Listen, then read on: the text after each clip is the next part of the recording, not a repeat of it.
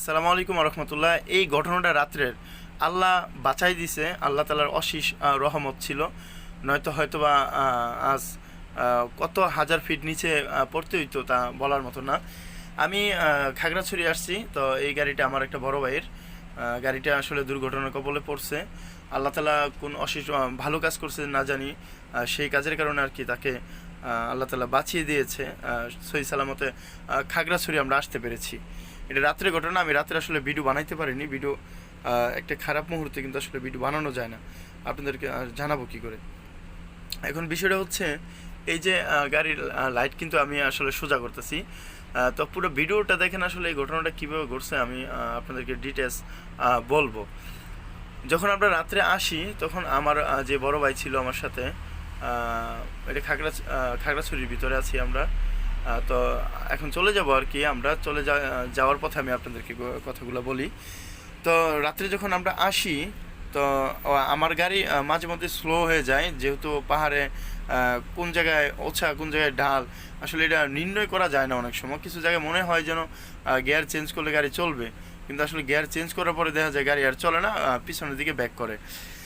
তো প্রথম যে পাহাড়ে, সেই পাহাড়ে এরকম ব্যাক করতেছিল, পরে উনি আমার পিছনে ছিল। পিছনে থাকার পরে উনি আমাকে বললো যে জোরে জোরে চালাও গাড়ি। তো আমিও খুব জোরে যাইতেছিলাম। তো ফজরের নামাজ একটা পাহাড়ের উপরে পড়ছি, পড়ার পরে আপনার আমি ওনাকে ওভারটেক করে আমি মোটামুটি চলে গেছি। চলে যাওয়ার পরে উনি আমার পিছনেই ছিল। পিছনে থাকার ফলে ওনার যে গাড়িটা, সেই গাড়িটা উনি আমাকে আবার বলতেছিল যে একটু স্পিডে যেতাম, তো স্বাভাবিকভাবে হয়তো ওনার একটু স্পিড বেশি ছিল। তো উনি যে টার্নিংটা নিছে, টার্নিংটা নেওয়ার ফলে যতটুকু কাইট দেওয়ার দরকার ছিল ততটুকু কাইট দিতে পারে নাই। পরে উনি কী করছে, যে রাস্তার পাশে আপনার এই লোহার ইয়েগুলো খাম্বাগুলো গাড়া থাকে, ওইটার মধ্যে ডিভাইডার, তো ওইটার মধ্যে লাগাই দিছে। লাগানোর ফলে আর কি আল্লাহ তাআলার রহমতে মানে গাড়িটা নিচে চলে যায় না, উপরে ছিল গাড়িটা। খুবই মানে আল্লাহর বলা যায় না, মানে আল্লাহ তাআলার যে অশেষ রহমত, গাড়ি যে নিচে চলে গেছে না, নিচে যদি চলে যেত আজকে খুবই খুবই খুবই খুবই খারাপ একটা অবস্থা হতো, এবং কি গাড়ি এবং কি মানুষ কোনোটাই খুঁজে পাওয়া যেত না।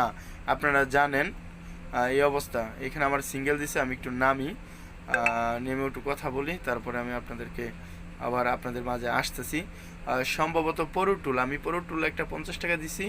তো এই জায়গায় সম্ভবত আবার বলতেছে যে 50 টাকা পরুটুল দিতে হবে খাগড়াছড়ি। আমার সামনে কিন্তু পাহাড়, আমি এই রাস্তাটা পুরোটুকু যাবো, আপনাদেরকে এই রাস্তার বিষয়ে কিছু কথা বলবো। তো আমার টাকা দেওয়া শেষ, আমি এখন আবার যাত্রা করতেছি, আপনারা থাকুন আমার সাথে। পরে আপনার উনি ওইটার মধ্যে লাগছে, পরে ওনার গাড়িটা থামছে। যাই হোক, পরে ব্যাক যখন করে তখন গাড়িটা ব্যাক আর যায় না, প্রচুর স্পিডে। পরে যাই হোক আল্লাহর রহমতে ব্যাক করছে, গাড়ি ব্যাকে বের হয়েছে গাড়িটা। তো এটা একটা দুর্ঘটনা ছিল ছোটোখাটো। পরে উনি আইসা পড়ছে, আমিও ভাবতেছিলাম 1 ঘন্টা হয়ে গেল ভাই কোথায়, এখন আসে না কেন। তো আসার পরে এই ঘটনাটা আমাকে বললো। এখন বিষয়টা হচ্ছে আমি ওনাকে প্র্যাকটিক্যালে দেখি নাই আর কি। তো এখন বিষয়টা হচ্ছে যেটা আমার কাছে আমি যেটা মনে করি, যে পাহাড়ে যারা গাড়ি চালাবেন রাতের বেলা কিন্তু আমার কাছে একটু বেশি ভালো লাগে। কিসের জন্য? লাইটের আলো দেখা যায় একটা গাড়ি আসলে, সেক্ষেত্রে আবার একটু ভয়ও থাকে। ভয়টা হচ্ছে আপনারা জানেন পাহাড়ে অঞ্চলে বিভিন্ন বাহিনীরা আর কি মাঝে সাঝে আর কি আক্রমণ করে, তো তাদের টাকার যখন অভাব পড়ে তখন। তো পাহাড়ে গাড়ি চালানো রাত্রের বেলা আমার কাছে ভালো লাগে। তো দিনের বেলা চালানোটা বেস্ট, কারণ দিনের বেলা আপনার একটা কিছু হলে আপনাকে একটু সহযোগিতা করতে কিন্তু মানুষ আসবে। আর রাতের বেলা পাহাড় থেকে যদি পড়ে যান বা হয় একটা দুর্ঘটনা ঘটে, সেক্ষেত্রে কিন্তু আপনাকে সহযোগিতা করার মতন কেউ পাবেন না। ওই রাত্রে আপনি মরে পড়ে পচে গলে যাবেন। তো পাহাড়ে কি হচ্ছে, আপনার টার্নিংগুলোতে 100% আপনি হরেন দিবেন।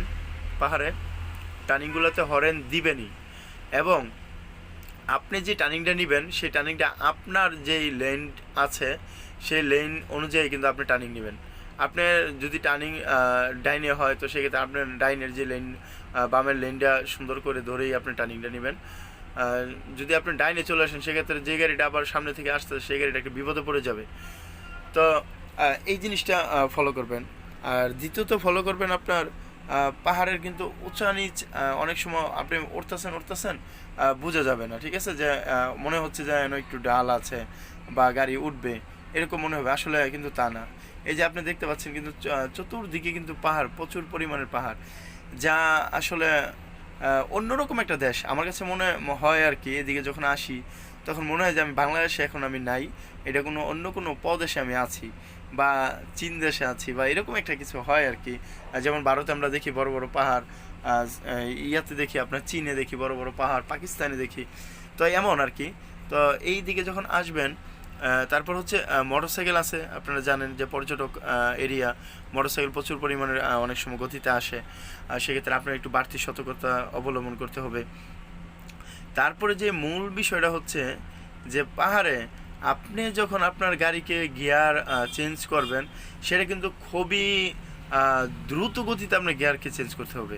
আর যদি আপনার মনে হয় যে দ্রুত গতিতে আপনি গিয়ারকে চেঞ্জ করা আপনার পসিবল না, সেক্ষেত্রে আপনি করতে পারেন। সেটা হচ্ছে হয়তো আপনার যদি 10 টন 8 টন লোড হয়, আপনার বড় গাড়ি থাকে, সেক্ষেত্রে আপনি 2 নম্বর গিয়ারে ইউজ করতে পারেন, 2 নম্বর গিয়ার।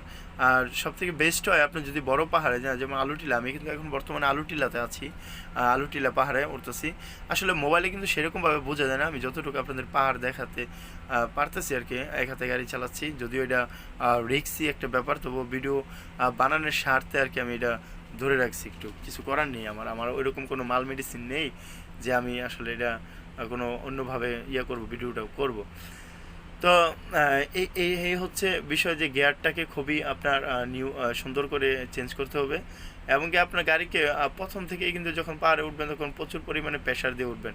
আপনি যদি গাড়ি চিন্তা করেন যে আস্তে আস্তে আস্তে আস্তে উঠবেন, সেক্ষেত্রে কিন্তু পরে আপনার বিপদে পড়ে যাবেন। পাহাড়ের মাঝখানে উঠে গাড়ি দেখবেন আর উঠতেছে না, হয়তো পিছনের দিকে টান দিচ্ছে, আপনি হেল্পার দিয়ে যোগান দিতে হবে। আর যদি হেল্পার না থাকে তো তো আপনি বুঝতেই পারেন কি একটা পরিস্থিতি হবে, আপনি ব্রেক ধরে ওইখানে গাড়ি নিয়ে বসে থাকতে হইব।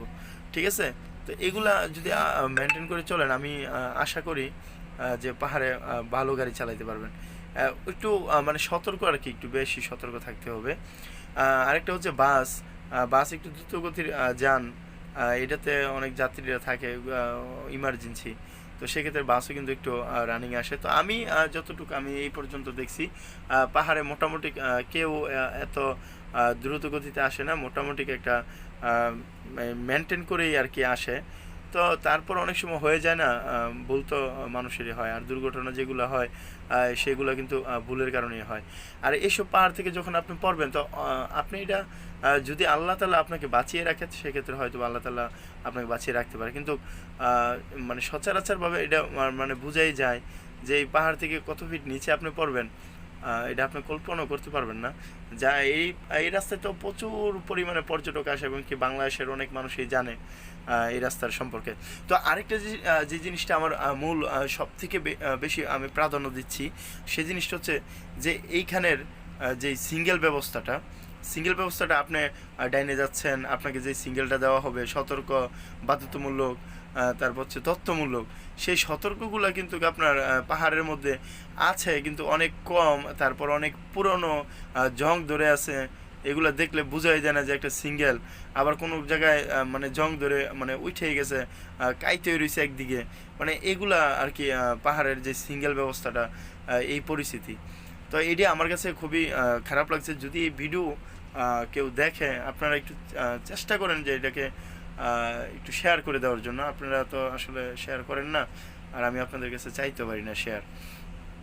তাহলে হয়তো বা এটা সরকারি কর্মকর্তারা দেখতে পাবে সহজ, যাতে এই ট্রাফিক যে ব্যবস্থাটা, সেই জিনিসটা আসলে খুবই করার দরকার। ভালো থাকবেন সবাই।